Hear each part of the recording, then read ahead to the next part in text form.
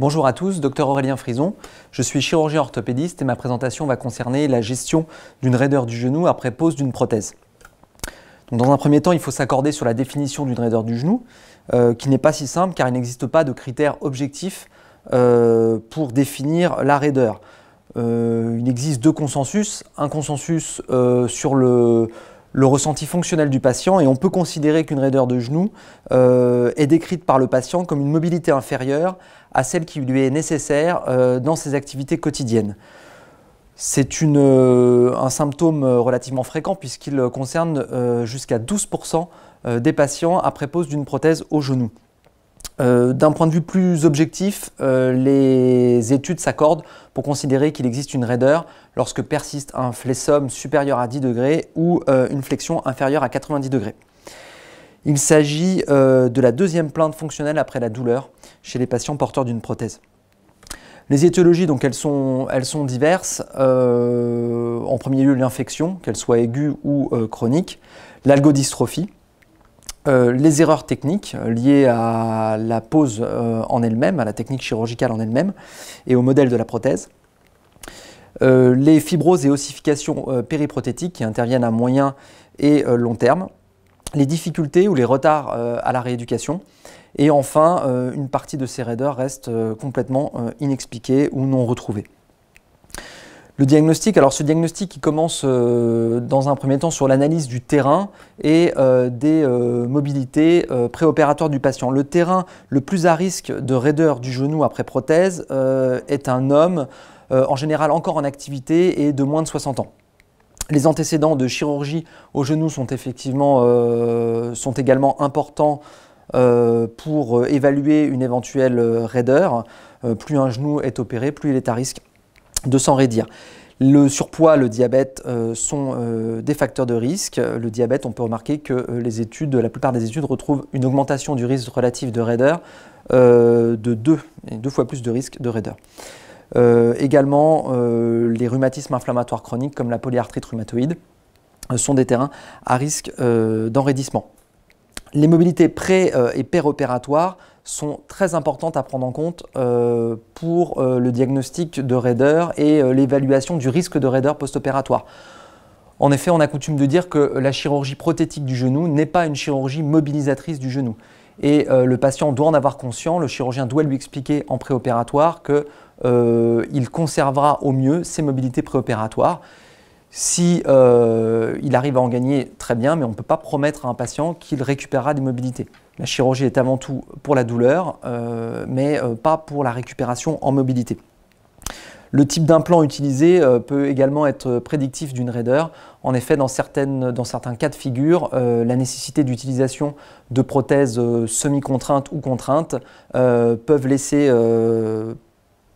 penser que le résultat ne sera pas aussi bon sur la mobilité qu'une prothèse plus mobile et moins contrainte. L'évolution post-opératoire est très importante à suivre au décours d'une prothèse. Les études montrent qu'il faut s'attendre à une augmentation de l'arc de mobilité en flexion d'environ 5 degrés par semaine en post-opératoire. Au bout de J5, le patient doit être compris entre 65 et 70 degrés de flexion, et à J12, il est en général entre 80 et 90 degrés de flexion. Voilà, ce sont des repères qui sont importants à avoir en tête afin de diagnostiquer précocement une éventuelle raideur. Les examens complémentaires, ils sont classiques. Les radiographies, à la recherche surtout d'une malposition de la prothèse, d'un surdimensionnement des pièces, qui est une cause fréquente de raideur. Elle peut permettre aussi d'éliminer une urgence comme une fracture ou une luxation de la prothèse. Le scanner est surtout intéressant à moyen terme pour évaluer notamment la rotation des implants au fémur et au tibia. L'échographie, quant à elle, sert à éliminer une lésion de l'appareil extenseur. Et la biologie, notamment CRP et VS, associée à la ponction, peuvent permettre d'orienter vers une infection. Alors, la prise en charge proprement dite, le premier temps de cette prise en charge est la détermination rapide d'une raideur et sa différenciation avec un retard simple à la rééducation.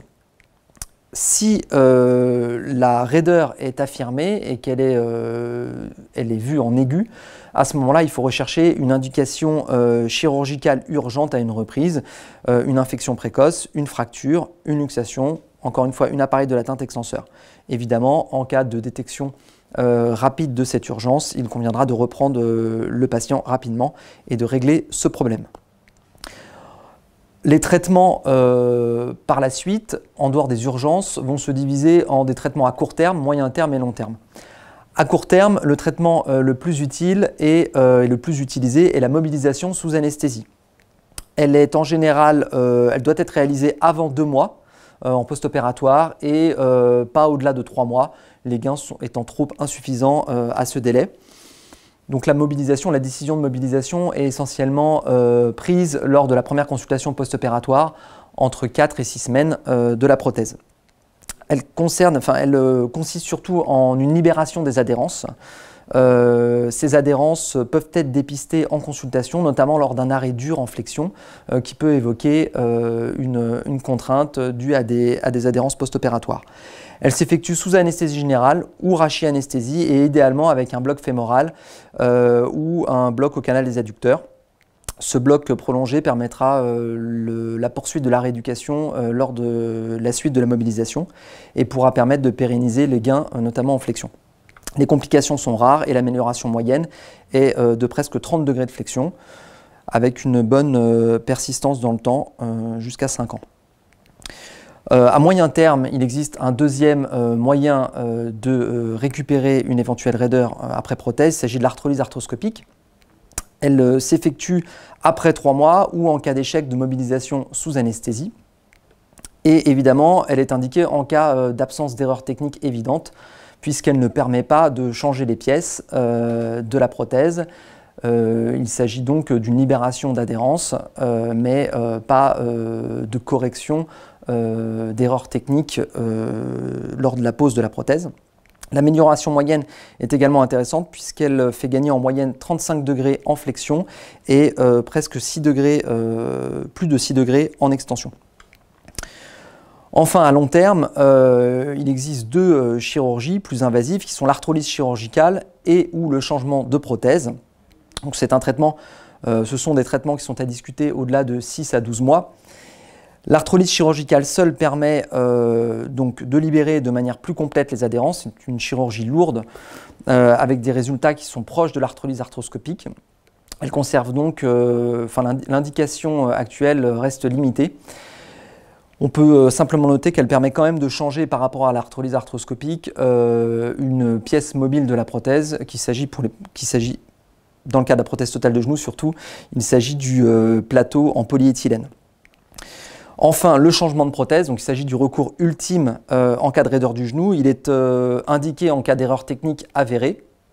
Il est très efficace sur la récupération du flessum, même si les résultats sont difficilement prévisibles. Les études nous montrent que en cas de récupération, même en cas de récupération faible des mobilités, lors du changement de prothèse, le gain fonctionnel est très souvent effectif et notamment dû au gain sur la douleur. Donc lorsqu'il y a une douleur associée à une raideur, le gain sur la douleur lié au changement de prothèse amène très souvent un gain fonctionnel important au patient. En conclusion, on peut dire que l'identification des facteurs de risque en préopératoire est fondamentale puisqu'elle permet de prévenir le patient d'une éventuelle raideur en post-opératoire et donc de limiter les déceptions si celui-ci espérait gagner en mobilité en cas de raideur préopératoire. La détection doit être précoce en post-opératoire avec, il faut trancher rapidement, comme on l'a dit tout à l'heure, entre une raideur vraie ou un retard simple de rééducation. La réponse doit être graduée en fonction du délai et bien sûr de la cause. Il faut garder à l'esprit que la cause est très souvent non identifiée. Et enfin, que même si un changement de prothèse doit intervenir, il faut garder à l'esprit que c'est un geste lourd mais avec un gain fonctionnel souvent important, notamment avec la disparition de la douleur et qu'il faut savoir l'évoquer chez les patients à long terme. Voilà, je vous remercie.